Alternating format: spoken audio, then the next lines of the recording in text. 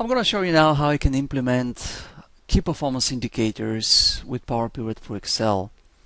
A KPI is an important measure that represents critical success factors for given organization, such as profit, return on investment.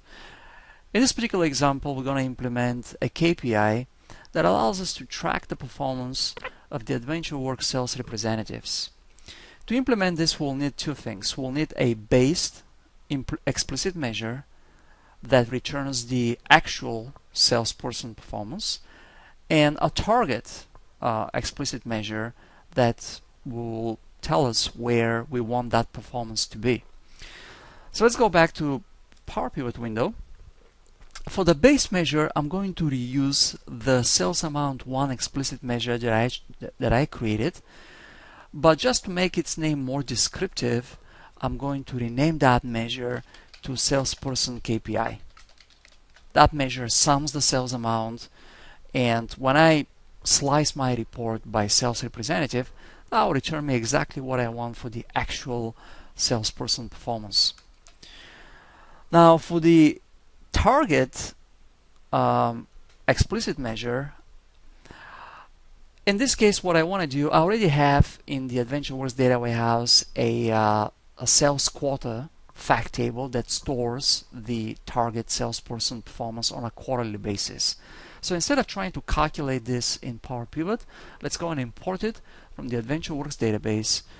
So I'm going to click on existing connections, and then with the Adventure Works DW connection selected, we'll click open, and then we will find the fact sales quota table, and we will specify the friendly name of the table as sales quotas, and then we're going to click finish to import that table.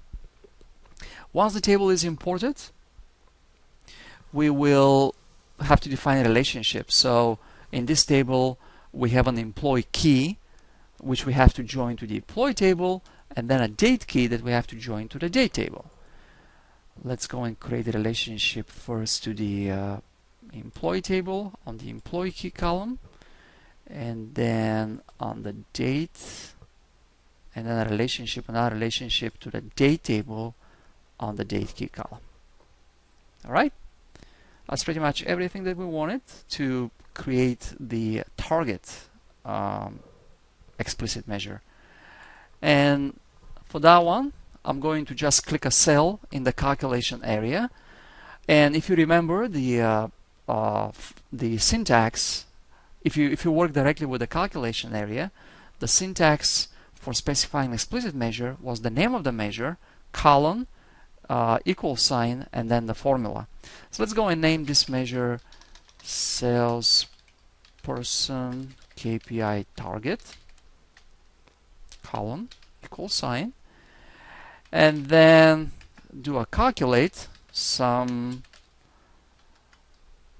Our table is sales quotas, and the column that we want to sum is the sales amount quota. Now, strictly speaking, if you just want to sum the target sales amount quota column, we don't need the calculate function. But if you want this formula to be a little bit more complicated, for example, to do 10% more or to do some filtering, then we'll need the calculate function. All right, let's press enter, and let's go and format this column as a currency with 2 decimal places, and that's it. We have the two measures, the actual, the target. The only thing left is to define the actual KPI, which is very easy to do. You just right click on the base measure and click create KPI. You can do this also in Excel, but let's use the calculation area since we are here. Click create KPI, and what we need to do here in the key performance indicator dialog box, we got to specify the target value, and the target value is going to be derived from the salesperson KPI target. We can also specify an absolute value such as 10% more of the salesperson KPI, but in this case we've got an explicit measure that we can use to define the target value.